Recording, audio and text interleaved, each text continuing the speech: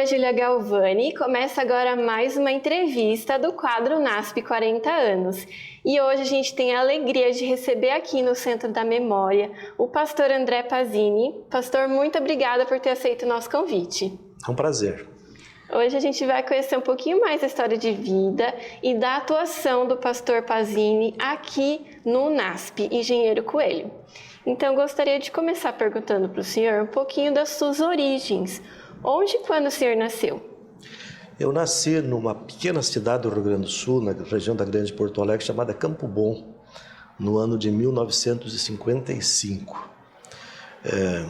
A minha família, quando eu nasci, ela era uma família adventista, mas a minha mãe tinha apenas 18 anos quando eu nasci, e isso parece que não é muito importante, mas eu era o terceiro filho. Eu tinha tido um filho aos 16, uma filha aos 17, aos 18.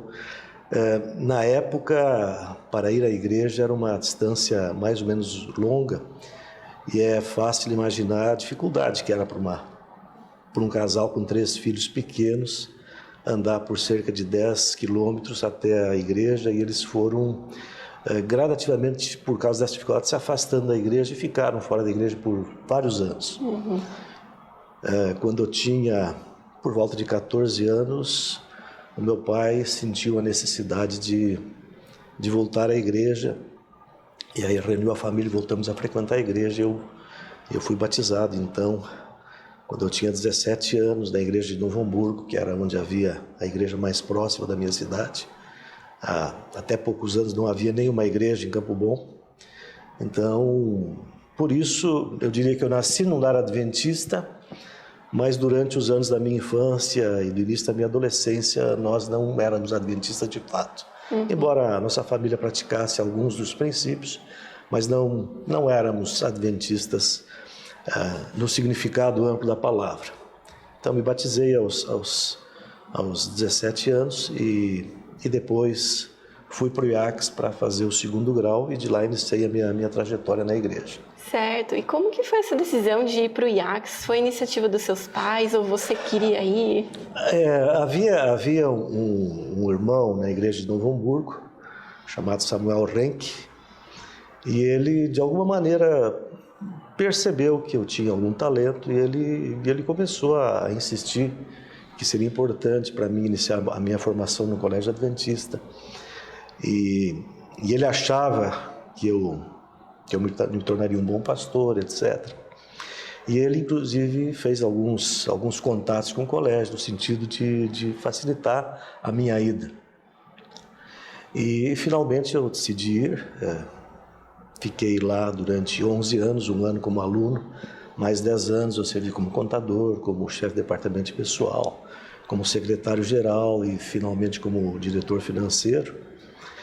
E de modo que aquilo que parecia uma carreira para me tornar um pastor acabou sendo meio que interrompida pelo fato de que a minha habilidade com a área contábil e financeira acabou despertando o interesse da igreja, e eu fui convidado a atuar nesta área, e essa tem sido a minha principal atuação nesses anos todos, embora em 1999 eu tenha sido ordenado pastor.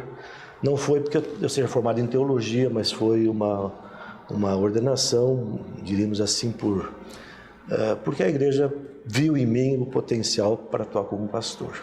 Certo. Então, o senhor tem a formação na área contábil. Em que ano foi isso? Eu sou bacharel em ciências contábeis. Eu me formei no ano de 85 e depois fiz um mestrado em liderança num convênio que a Unisa tinha com a Andrews. Hoje a Andrews tem esse convênio aqui com o NASP.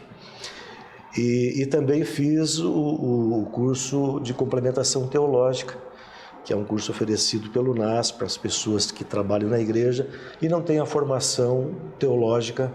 Então, é um curso de complementação, que não é necessariamente uma formação de pastores, mas é, por assim dizer, uma forma de dar um conhecimento mínimo, uma base mínima para os obreiros da igreja, poder representar bem as crenças da Igreja Adventista. Então, o senhor disse que ficou 11 anos no IASP, é isso? No IACS, Instituto Adventista do Rio Grande do Sul, isso. Um ano como aluno, como eu disse, e os outros 10 anos. É um colégio pequeno, então a gente... as funções nem sempre significa exatamente o que a gente fazia, porque era um grupo pequeno, para um colégio pequeno. Então, simultaneamente, eu fui contador, eu fui chefe de departamento pessoal, depois, simultaneamente, fui secretário, coordenador pedagógico, dava algumas aulas. E, finalmente, na última etapa, eu fui por 2 anos o diretor financeiro do IACS, lá em Taquara, no Rio Grande do Sul. Certo. E como, então, começou a sua história com o NASP? Quando que veio o convite? Por meio de quem? Então, eu vim para o NASP, que na época ele se chamava IAE, né? Eu vim para o NASP no final do ano de 1984. Eu fui chamado para trabalhar na área financeira no NASP, que hoje é o NASP São Paulo. E quem me fez esse chamado foi o pastor Walter Boger, que na época era o diretor lá em São Paulo, e mais tarde foi o diretor aqui do NASP Engenheiro Coelho. Ele me convidou para trabalhar lá. Devido à minha experiência com a área financeira na área educacional, eu fiquei no NASP por 16 anos. Fiquei 4 anos em São Paulo na área financeira, depois vim para cá e trabalhei aqui durante um pouco mais de 8 anos como diretor financeiro aqui. E mais tarde, em 2004, eu voltei para o NASP São Paulo, então como diretor-geral, permaneci no NASP São Paulo por mais 4 anos. Então, na soma total, são 16 anos de trabalho com o NASP. Eu hoje tenho um pouco mais de 48 anos de trabalho na igreja, e desses anos, mais da metade na educação adventista. 10 anos lá em Taquara, no nosso colégio, e mais 16 no NASP, 8 aqui e 8 lá em São Paulo. Que bênção! Na época, a minha atividade lá em São Paulo já envolvia a participação no planejamento e na estruturação aqui do campus Engenheiro Coelho. Tanto que a gente, semanalmente, tinha uma comissão aqui. Nós vínhamos de São Paulo, um grupo que vinha de lá, o professor Roberto Azevedo, que era o diretor do campus, o pastor Adolfo Reis, diretor administrativo, e eu era o representante da área financeira que vinha para cá e participava. Eram reuniões do dia inteiro. Algumas vezes o presidente da União participava, onde se discutiam os projetos, se discutiam plantas, escolha de materiais, plano piloto, enfim, uma série de coisas. Grande parte do que nós temos hoje aqui nasceu naquela época, né? Não com a riqueza de detalhes que tem hoje, mas a localização dos prédios, a distribuição do espaço, todo isso que vocês têm hoje, foi naquela época que se decidia nessas reuniões semanais, que nós sentávamos com um grupo, uma parte do dia com grupos de engenheiros e arquitetos, uma parte do dia com o pessoal de compras que fazia as aquisições, uma parte do dia com a área financeira, e também tínhamos um tempo, porque na época a fazenda era era uma cidade muito vibrante, muito presente. Eram 300 mil pés de laranja, eram 100 mil pés de banana, havia pomar de pêssego, pomar de figo, havia o gado estava vindo para cá, parte vindo de São Paulo, parte vindo de Maringá. Então era um período de muita efervescência na parte de produção agrícola, né? Leite, laranja, banana e assim por diante. Então, nessas reuniões eu participava. Eu fiquei lá em São Paulo até o final de 88, e aí surgiu um momento que era um momento para trazer os cursos superiores para cá, especialmente teologia, pedagogia e letras, que seriam os primeiros cursos a vir, e começar a preparar a formação dos novos cursos. Então, no final de 88, houve uma assembleia da União, e nessa assembleia eu fui nomeado para ser o diretor financeiro. Não foi exatamente na assembleia uma outra pessoa foi nomeada, não aceitou a nomeação, e em seguida eu fui nomeado como diretor financeiro do campus aqui. E aí eu vim para cá, especificamente com a missão de trabalhar na infraestrutura para o recebimento dos cursos superiores. Esse prédio aqui do Centro de Comunicação não existia, né? que existia na época era o refeitório, que não era usado inteiramente como refeitório, uma parte era auditório, uma parte era uma capela, outra parte havia um barracão de beneficiamento de laranjas. O dormitório das moças tinha apenas, nós inauguramos daquele ano a primeira aula do dormitório das moças, havia uma aula do dormitório feminino e uma pequena escola de ensino básico. O restante disso aqui era uma grande imensa área sem nada, né? Tudo que a gente tinha aqui era muito pó no inverno e bastante lama no verão. Sim. O senhor chegou a acompanhar aquele momento inicial da compra da fazenda, da escolha? Não. Isso foi não, antes? Nesse momento não. Nesse momento a gente participou à distância, porque havia consultas que eles que faziam, né? A divisão fez um trabalho muito grande para garimpar a localização do colégio.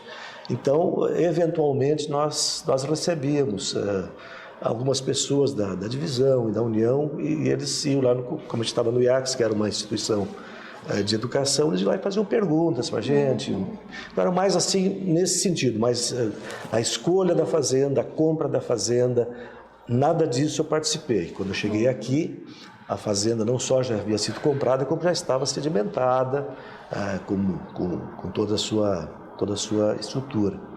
Mas eu tenho certeza que vocês vão encontrar gente que estava nessa época e pode contar. Lamentavelmente, quem foram os grandes protagonistas disso, os dois já são falecidos. Foi o pastor Walter Boger, que era o diretor de São Paulo, e o pastor Adolfo dos Reis, que era o diretor administrativo. Eles que foram as pessoas que realmente protagonizaram isso. Claro, as comissões se reuniram e tudo mais, mas esses dois homens é que estavam à frente de todo o empreendimento. Então eles aqui, e como eu disse, lamentavelmente hoje já não vivem mais, mas o pastor Darcy Borba, que era o presidente da União na época, ele não só vive como mora aqui perto e é um homem muito lúcido, com certeza. Se vocês ainda não entrevistaram, eu recomendo vocês conversarem com ele tem muita história para contar. Certo. Então o senhor foi eleito diretor financeiro, começaram a vir os cursos. Quais foram os cursos que vieram, os desafios que vocês enfrentaram? Então, o grande drama inicial é que isso aqui era uma grande fazenda num lugar isolado. Então, existe muita atividade de bastidores que às vezes a gente não compreende, porque quem chega hoje aqui encontra tudo aqui, pensa que já estava tudo aqui. Então, eram desafios imensos. Por exemplo, um desafio era a água. Não havia água. Então, num primeiro momento, o pastor Milton Souza, que depois foi diretor da Rede Novo Tempo, ele tinha muita habilidade e ele criou uma estação de tratamento de água, uma estação de tratamento empírica, mas que fornecia uma água de ótima qualidade para o campus, porque o que se tinha de água aqui não era suficiente. Depois foi perfurado um poço de grande profundidade, com uma água excelente. Então, além de cavar o poço, a necessidade de levar essa água para todos os pontos do campus. Então, isso tudo foi um trabalho monstruoso. A rede de água que vai do poço até a caixa principal é uma rede de 2.000 metros, ou 2 quilômetros de comprimento. E essa rede, ela sobe algo como uns 40 metros, ou seja, ela está subindo. Então, trata-se da gente bombear uma quantidade de água desde o poço até a torre, fazer subir 50 metros. Então, isso era um desafio muito grande, que exigiu muito estudo, muito cuidado e muito trabalho para chegarmos a isso, que hoje a gente abre a torneira e encontra água e acha que foi fácil, né? Um segundo desafio era a questão da rede elétrica. O colégio era abastecido por uma rede de eletricidade rural, né? Uma rede de eletricidade para fornecer energia para pequenas propriedades, e o colégio recebia essa energia de 2 lugares diferentes, uma rede que com frequência caía, com frequência deixava a gente no escuro, e que muitas vezes era difícil conseguir um técnico da companhia elétrica para restabelecer essa energia. Ele dependia de abrir 2 ou 3 cancelas, atravessar 4, 5 propriedades para chegar no local do defeito, né? até que nós decidimos levar essa rede para junto da rodovia. E essa rede hoje, ela passa pela rodovia, pela estrada vicinal, entra para o colégio em alta tensão e ela é distribuída para todas as áreas, como se fosse, e de fato como se fosse uma pequena cidade, né?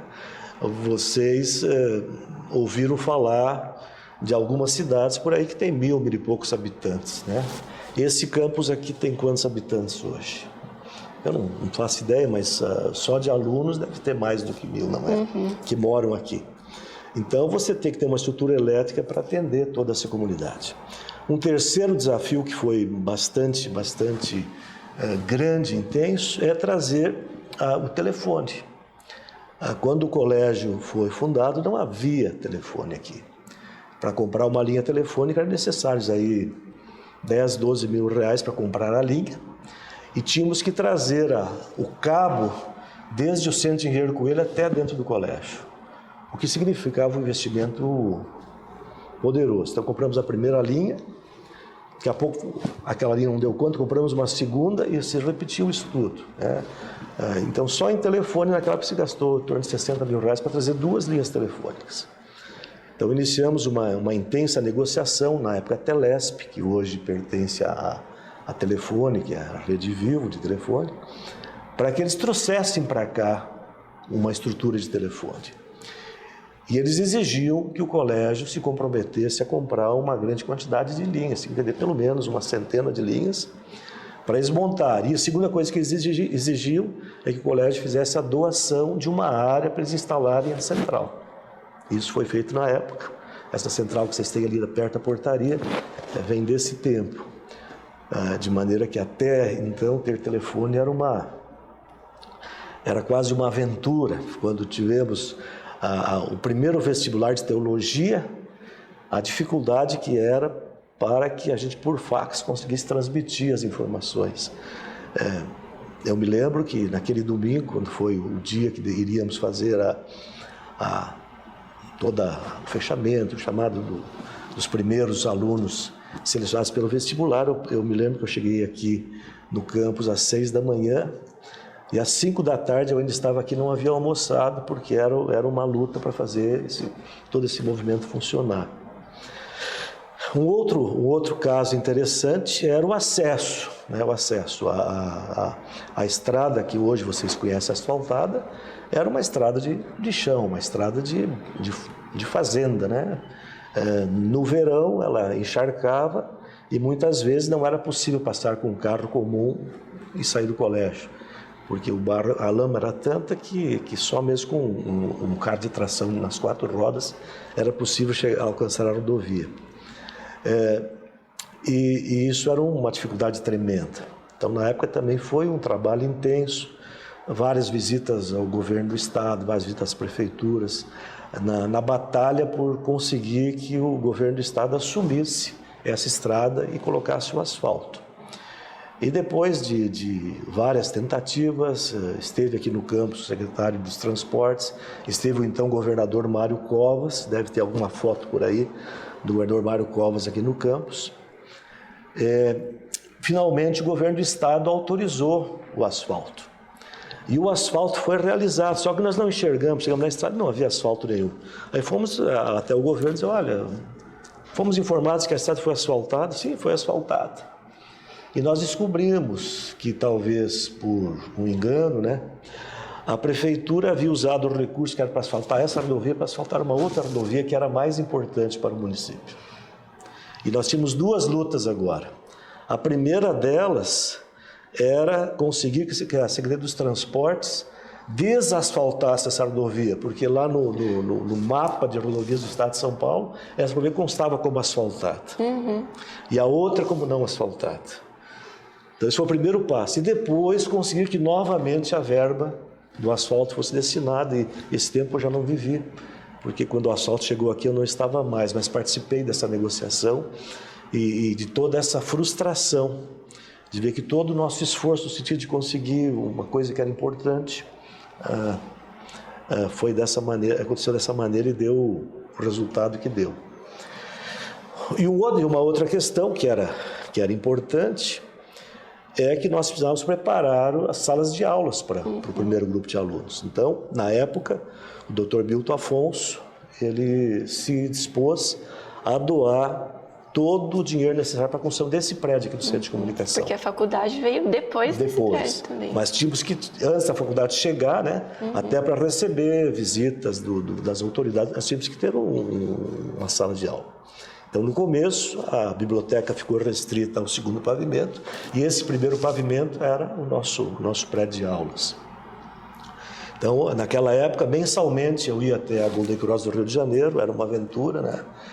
Eu saía daqui no finzinho da tarde, com o meu carro, ia até Mojimirim, deixava o carro na rodoviária de Mojimirim, pegava um ônibus até São Paulo, de São Paulo para o Rio de Janeiro, passava a noite no ônibus do Rio de Janeiro. Lá no Rio de Janeiro, no banheiro da rodoviária, escovava os dentes, dava um trato no rosto, botava o terno e a gravata, ia para a Golden Cross, ficava lá o dia inteiro com a negociação, prestação de contas e tudo mais, para liberar o dinheiro, e era muito interessante que muitas e muitas vezes eu cheguei lá e a pessoa que me atendia dizia: o Dr. Milton quer falar com o senhor.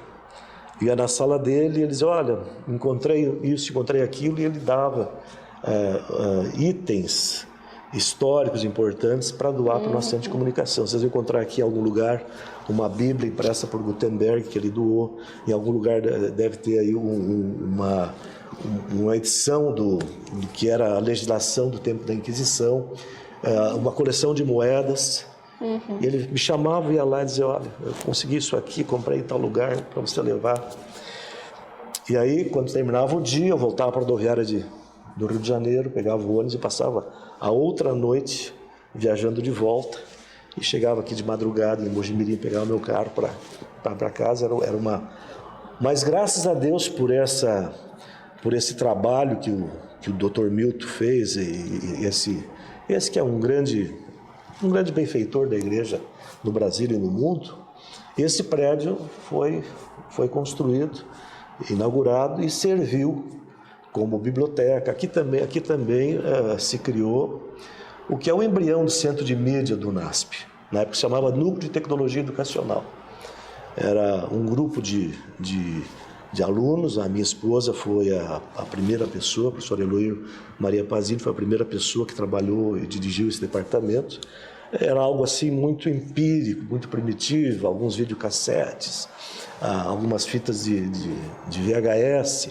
Na época conseguimos um contato com a Cultura, a TV Cultura, que a gente queria cópia dos documentários. Disseram: não, a cópia nós não podemos dar, mas nós autorizamos vocês fazerem cópia na televisão. Então havia aqui um grupo de alunos, entre eles quem é hoje o reitor do SALT, doutor Adolfo Soares, pastor Aguinaldo Nicoletti, que é pastor em igreja também, e outros, o Clóvis Kneder, irmão do professor Cláudio, que hoje é um dos pró-reitores aqui. Eles trabalhavam, digamos assim, produzindo material para os alunos terem material de pesquisa.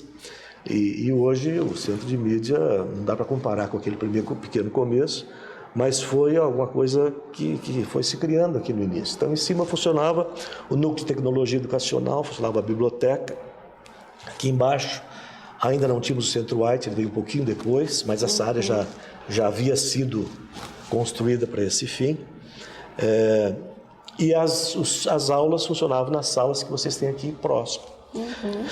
E aí, então, o desafio, essa parte da estrutura física, e outra parte importante era trabalhar com o aspecto de uma cultura de universidade. Até então, era uma instituição, mas era mais uma instituição que parecia uma fazenda. Então, as pessoas estavam acostumadas mais com esse tipo de vivência. Então, a gente precisava começar a trabalhar na formação de liderança, formação de pessoas, com esta outra visão, voltada para o aluno, para a questão da educação, né? Então, esse foi um trabalho intenso também, de transformar a cultura de uma entidade ou de uma instituição que era uma fazenda e uma pequena escola de ensino básico, por uma instituição com cultura universitária.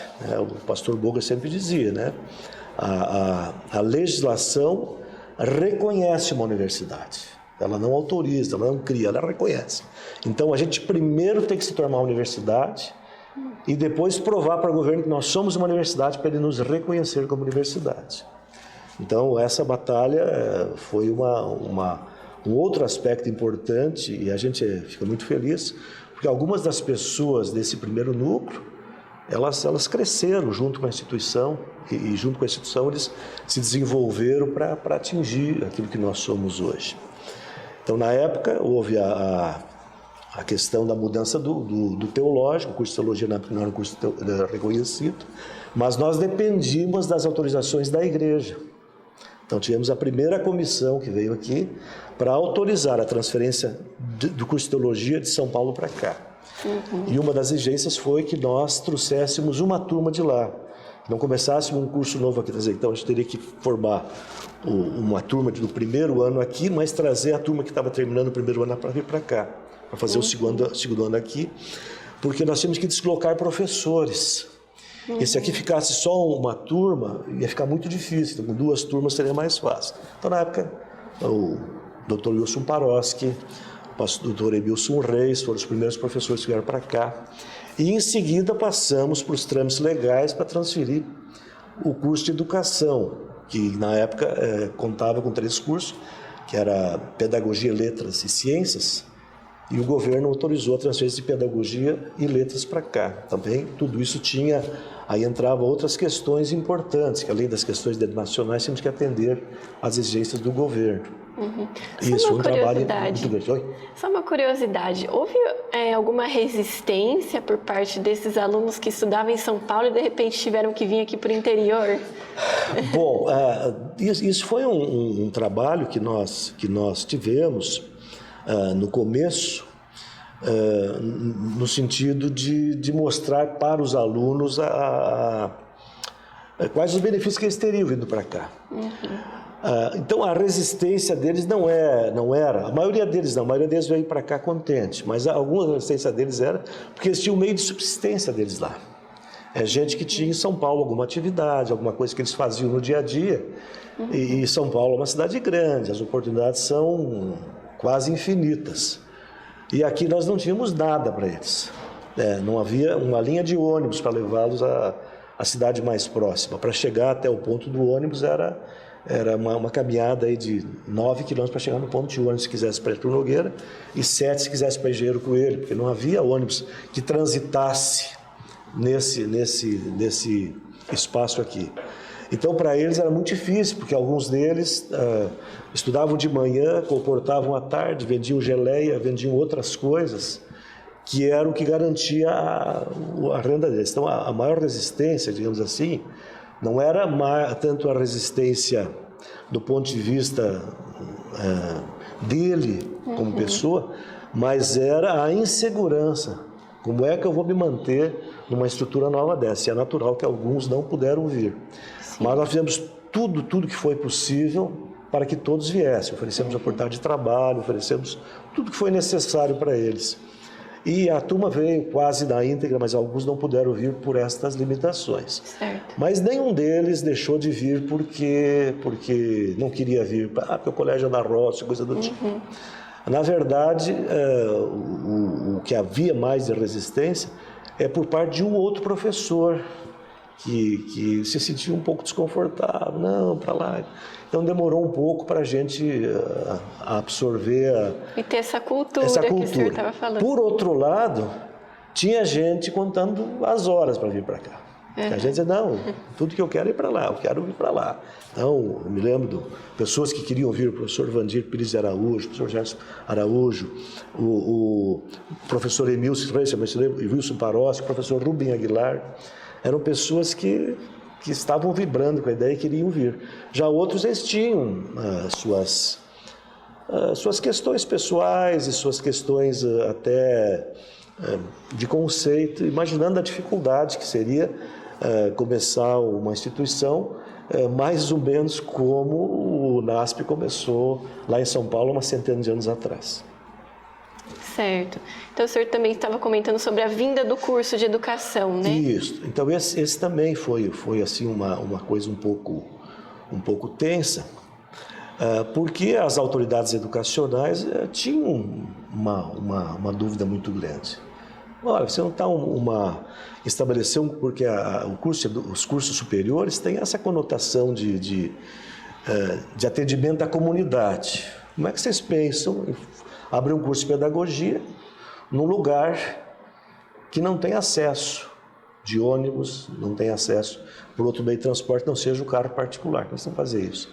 Então, nós tivemos que fazer todo um histórico da formação da igreja, de como nós trabalhamos com o sistema de internato e tudo mais, um estudo bastante detalhado. Foi muito importante na época a contribuição do pastor Homero Reis, que trabalhou nesta área e conseguiu grandes avanços nisso. O professor Vandir Pires de Araújo, outra pessoa que trabalhou intensamente na transferência dos cursos para cá e também na formação de nossos cursos.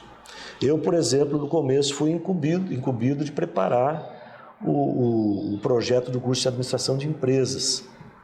Então, eu me lembro que a gente trabalhava à noite, aos domingos, estudando, mergulhando e trabalhando em cima disso. E nós chegamos a ter aqui quase uma dezena de cursos que nós protocolamos no MEC para abrir. E alguns deles estavam prontos para ser aprovados. E exatamente alguns dias antes, o governo federal estabeleceu uma moratória e estabeleceu que por 2 anos não seria aberto mais nenhum curso superior no Brasil. Nós tínhamos aqui já alunos matriculados para o curso de administração. E eles tinham que ser chamados um 11, olha, o governo não vai autorizar. E isso tudo era uma coisa dramática, porque o colégio precisava prosseguir, avançar, a universidade precisava ir adiante, mas as barreiras governamentais eram imensas. A gente tinha muita dificuldade para conseguir aprovação de curso. E mesmo dentro que os cursos estão todos aprovados também por um corpo da igreja, que é chamado de AAA, né? A Associação de Acreditação Adventista, que para cada curso formado tem que haver uma aprovação por parte da igreja. Eu me lembro, por exemplo, especificamente 2 cursos que eu me lembro, que havia uma resistência muito grande, um receio por parte da igreja, era o curso de comunicação social e o curso de direito, né? Eram 2 cursos que eram olhados assim com certa reserva, eles tinham medo. Não, a área de comunicação social é uma área muito politizada, é uma área muito voltada à formação de opinião e tal, isso pode criar algumas situações difíceis para a igreja. E na área de direito, porque no Brasil, né, e no mundo até, a carreira de advogado em algumas áreas é muito mal vista, né? Que o advogado é um pouco identificado com aquele advogado de porta de cadeia, que vai lá para liberar o criminoso, aquele advogado que vai fazer protelações jurídicas para assegurar que o crime prescreve. Ele não quer absolver o réu, mas ele vai trabalhar para prorrogar o processo a tal ponto que chega o momento que o processo prescreveu e ele vai conseguir a absolvição, né, do réu. Então, tudo isso foram coisas que pesaram bastante. E aí houve todo um trabalho, né, da administração, do NASP e a União. Nessa época eu já estava trabalhando na União como tesoureiro da União, e eu participei dessas comissões, não como membro do NASP, mas como uma entidade mantenedora. O trabalho de mostrar aos avaliadores da igreja que nós queríamos formar um curso que acabasse com esse estigma, né? Olha, nós queremos um curso exatamente para acabar com esse estigma, formar um grupo de advogados com valores cristãos, um grupo de comunicadores com valores cristãos. E na época, o curso de comunicação social acabou sendo aprovado, e o curso de direito foi aprovado sob condições, que nós teríamos que criar um projeto pedagógico que evidenciasse aquilo que nós estávamos prometendo, que o curso teria um viés voltado para os valores cristãos, voltado para os valores adventistas, e mostrando que o nosso advogado, nosso bacharel de direito, seria diferente daquele bacharel de direito que se forma nas escolas por aí, onde se ensina especialmente não como trabalhar com direito, mas como se movimentar nas entrelinhas da lei ou no vácuo da lei, não é? Certo. Então, mais de 10 cursos foram abertos nesse período e como que foi a vinda de alunos? Teve um grande aumento? Só corrigindo. Ok. Na verdade, os 10 cursos não foram abertos na minha época porque houve essa moratória. Ok. Então, depois eu acompanhei à distância, trabalhando na mantenedora, que era a União Central Brasileira. Mas eles foram abertos depois, esses cursos. Né? Sim. E, claro, isso foi um incremento vertiginoso. O colégio ele sofreu um crescimento que quase se tornou crítico, porque era uma batalha. Nós estávamos a cada ano trabalhando para aumentar o número de vagas de dormitório, aumentar o número de vagas de sala de aula, e aí surgiu o grande desafio que era o prédio universitário, né? Porque a biblioteca já não dava mais para colocar aluno, já havia lotado. Então nós começamos o trabalho com a construção do prédio universitário. Na época, nós fizemos um contato com uma fundação de um irmão nosso dos Estados Unidos, que na verdade ele é chinês, mas radicado nos Estados Unidos, chamado Shang Xu. E esse irmão, ele era o dono de uma fundação que apoiava projetos educacionais em várias partes do mundo.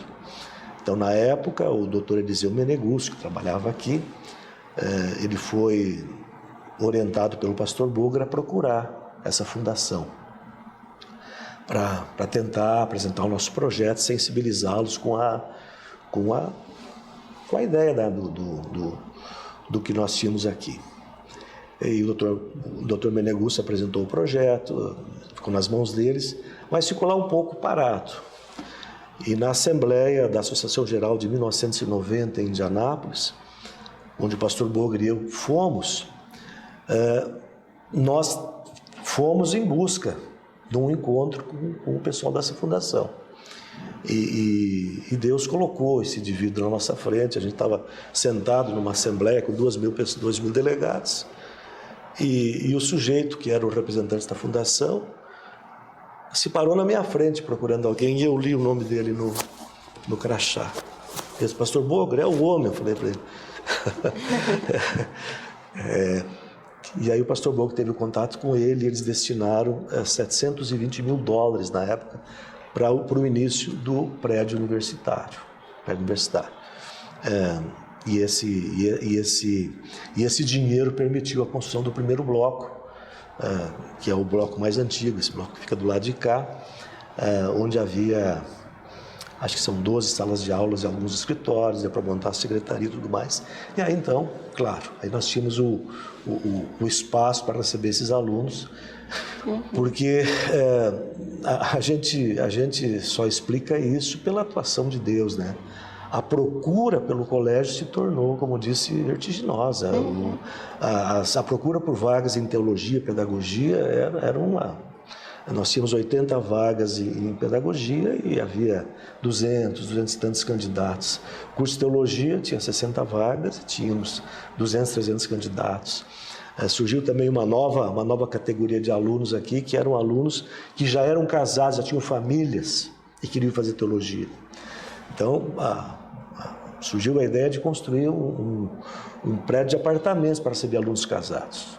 Esse prédio foi construído lá embaixo.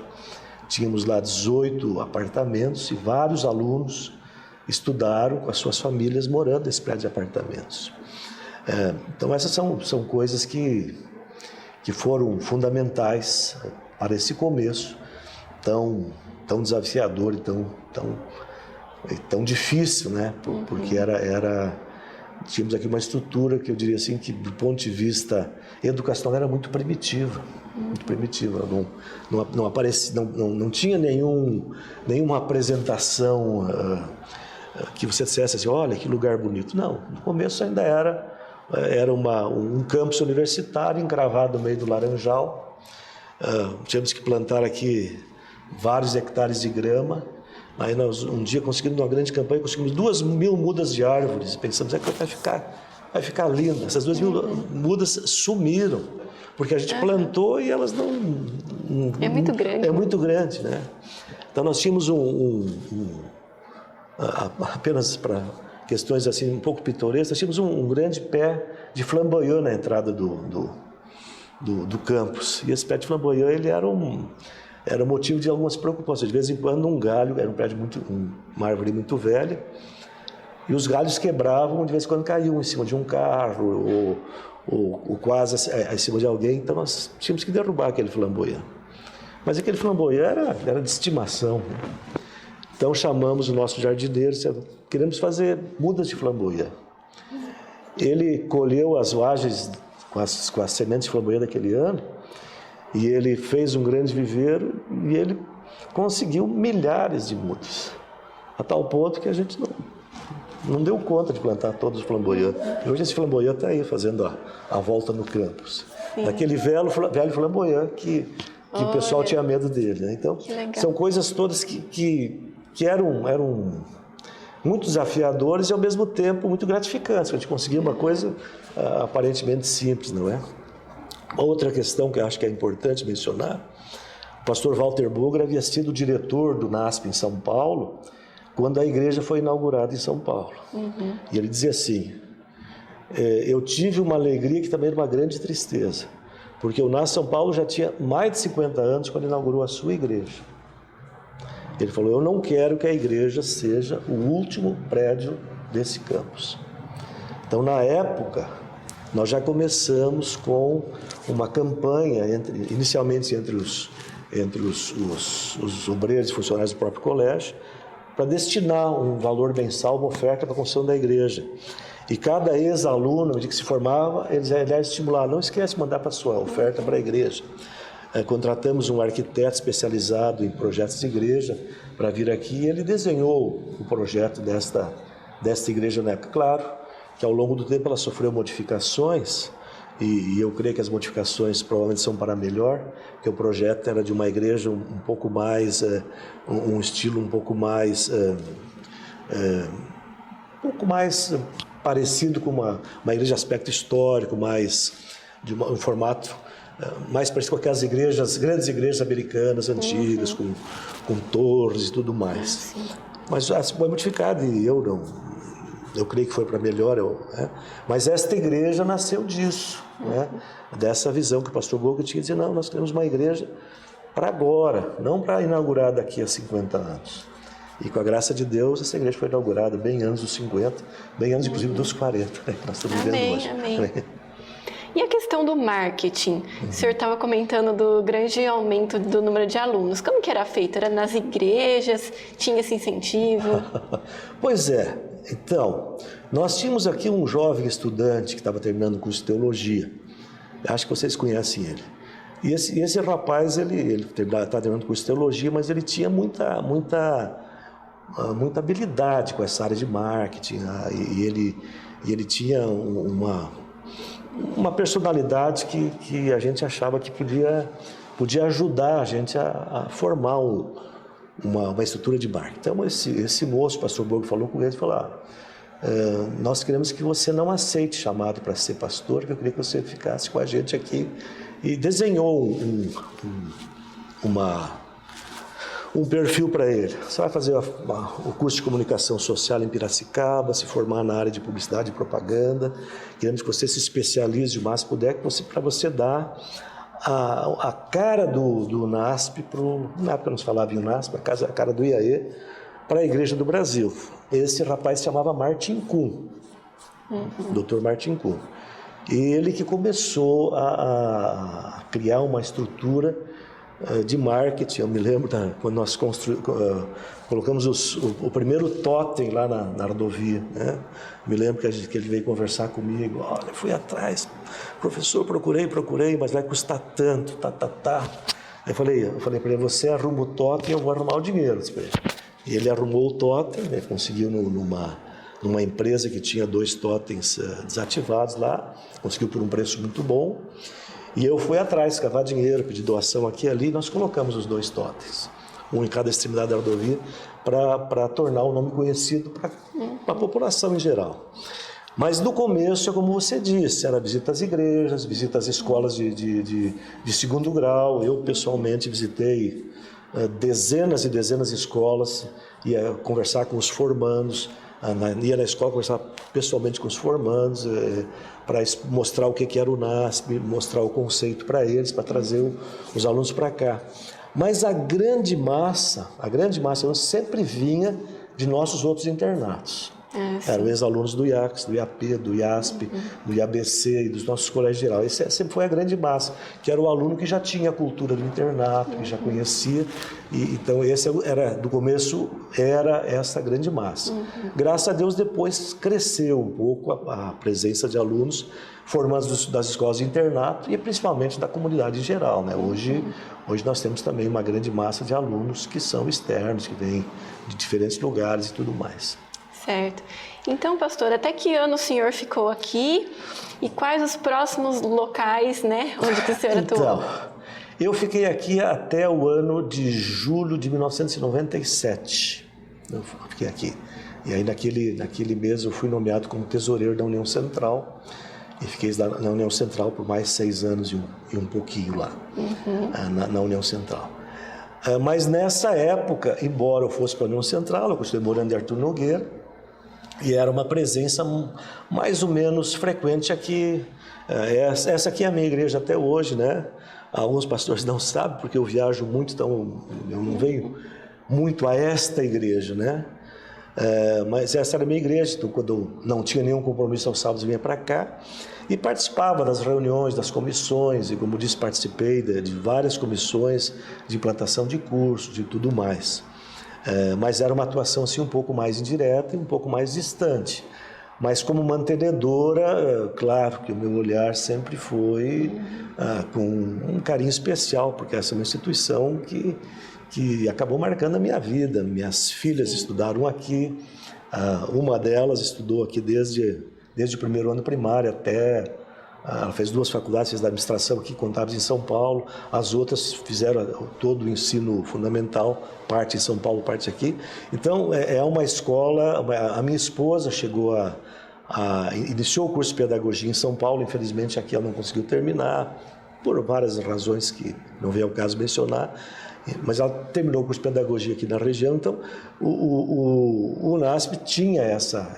Então, sempre ficou comigo esse carinho especial. E aí, no final do meu segundo período na União Central, eu fui nomeado diretor-geral do NASP São Paulo. Eu trabalhei lá por quase 4 anos lá em São Paulo. Na União fiquei de agosto de 97 até dezembro de 2003. Depois eu fui para o NASP São Paulo, comecei lá em janeiro de 2004 e fiquei até julho de 2007. E aí eu fui nomeado como gerente de auditoria do Serviço da Auditoria da Associação Geral. E desde lá eu trabalho com esse trabalho, é um trabalho que eu presto para a igreja. A minha função é averiguar e certificar a transparência no uso dos recursos financeiros da igreja e no cumprimento das normas da igreja na administração da igreja. Nesse momento, inclusive, estou fazendo aqui, liderando o grupo que faz auditoria aqui no NASP, exatamente porque nós temos esse foco. A igreja se preocupa em garantir aos seus membros, aos seus administradores, todos aqueles que estão envolvidos com a igreja, garantir de que os recursos da igreja sejam aplicados com a maior transparência, com a maior exatidão possível, segundo as normas que a igreja adota, os regulamentos que a igreja adota para a administração da igreja. Certo, então o senhor ainda está nessa área, o senhor não mora na região? Eu moro em Artur Nogueira. Sim. Artur Nogueira. Então, o meu endereço é bem fácil, é o único edifício da cidade, eu estou lá. Eu moro lá já desde 2008, eu entrei na auditoria em 2007, mas me mudei para Artur Nogueira no início de 2008, estou lá esse tempo todo, trabalhando nessa área, como eu disse, que é uma área muito, muito desafiadora. O meu trabalho envolve 2 divisões do mundo, que é a divisão interamericana, América Central, e a divisão sul-americana, nossa divisão aqui. O nosso escritório fica em Miami, onde é a sede da divisão interamericana. Mas a maior parte do tempo a gente está por aqui, atendendo o trabalho da igreja aqui da região, e mais especificamente aqui na região da União Sul, Central e Sudeste. Mas de vez em quando a gente vai Especialmente, eu sou muito requisitado para fazer auditoria de instituições educacionais, devido à minha experiência nessa área. Então, já fiz auditoria na Universidade da Bolívia, do Peru, do Chile, da Argentina.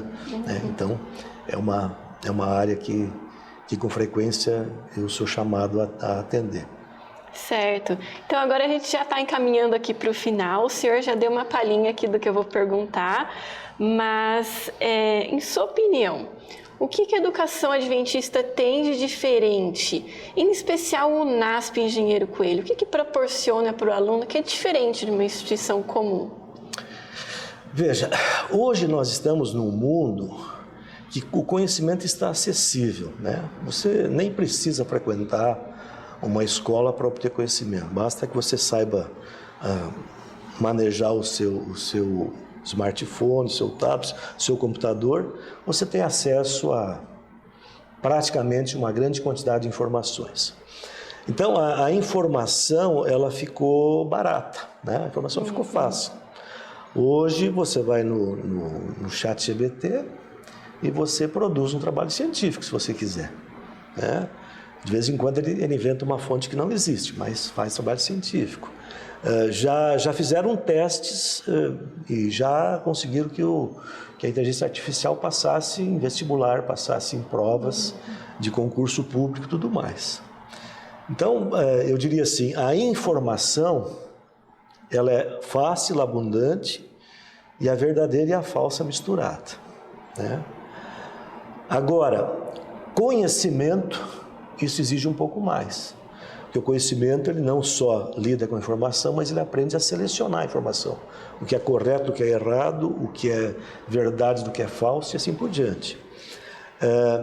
E mais do que isso, e essa aí eu considero uma terceira etapa, além do conhecimento, você tem que aprender a aplicar esse conhecimento. Eu posso saber uma grande quantidade de coisas e, na verdade, eu não sei o que fazer com isso, né? Dizem que o mundo é feito de dois tipos de pessoas, os talentosos e os esforçados, né? Geralmente os que dão certo são os esforçados, né? Quando Jesus conta a história da casa na areia, casa na rocha, a gente gosta muito do relato de Mateus e de Marcos, que fala assim, não, a casa foi construída na rocha e uma na areia. Mas lá em Lucas diz assim que o sujeito que foi construído na rocha, ele cavou. A rocha não estava ali naquele lugar. A rocha estava mais embaixo. Ele cavou até chegar na rocha. Então, para mim, o grande diferencial da educação adventista e dessa instituição é isso: ensinar as pessoas a cavar para achar o alicerce firme. Porque basear a sua experiência, seja ela pessoal, profissional, familiar, qualquer que seja, num conhecimento superficial, na informação da internet, do Google e da inteligência artificial, isto é para todos, qualquer pessoa consegue. Agora, chegar ao conhecimento verdadeiro, aquele que realmente constrói o caráter, aquele que constrói valores, aquele que estabelece alicerce seguro, isso requer um trabalho diferenciado. E esse trabalho o NASP sabe fazer como ninguém. Esse trabalho de colocar o aluno sob um alicerce seguro. Se ele vai ou não construir, ele é uma decisão dele. Mas o NASP dá todos os recursos, todas as ferramentas necessárias para que a pessoa estabeleça firmemente os alicerces da sua carreira profissional, mas principalmente da sua carreira espiritual. Certo. E para o senhor, pastor André Pazini, o que o NASP representou na sua vida? Como te impactou? Bom, é como eu disse, né? Dos meus 48 anos de trabalho, 1/3 eu passei nessa escola. Aqui em São Paulo, elas são diferentes do ponto de vista geográfico, digamos assim, né? Essa aqui é uma instituição encravada numa pequena comunidade, num local relativamente isolado, que favorece muito a vivência dos valores, né? Favorece muito, porque a estrutura física, a estrutura da instituição, ela contribui firmemente para isso. Lá em São Paulo, não. Lá a luta é uma escola encravada no meio da cidade. Então, é muito mais desafiador lá do que aqui. Mas, ao mesmo tempo, lá existe uma coisa muito importante, que é uma instituição encravada numa comunidade que precisa de uma referência. Então, se para a escola é mais difícil, mais complicado, mais complexo, de outro lado, o mercado, digamos, a circunvigilância é muito mais abundante. Então, esses 16 anos, um terço da minha vida profissional dentro da igreja, foi aqui, e eu vi isso acontecer.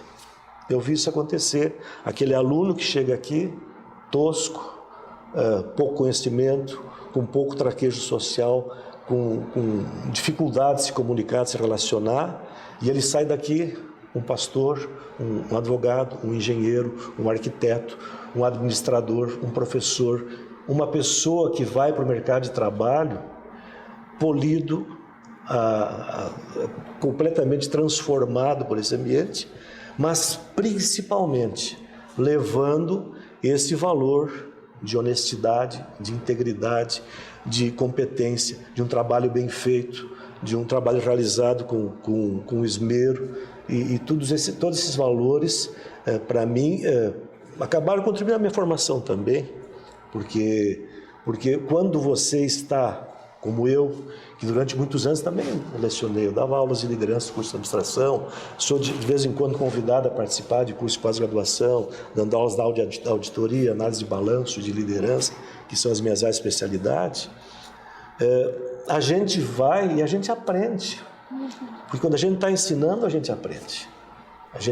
Então, o UNASP me ensinou muitas coisas que eu não conseguiria aprender de outra maneira. Então, esse é um valor importante, que é uma instituição que contribui firmemente para esse tipo de coisa. Amém. Então, queria muito agradecer ao senhor por ter contado um pouquinho dessa história. Com certeza teriam mais histórias, né? E que Deus abençoe o senhor, continue abençoando a sua família também e o seu trabalho. Muito obrigado, é um prazer poder participar. Eu tenho essa característica da minha carreira e eu fico muito feliz por ter contribuído com alguma coisa durante o tempo que eu estive aqui. Sim. E por também poder contribuir com a divulgação desses fatos e detalhes da história que nem sempre são lembrados. É isso. Muito obrigada, então, pastor.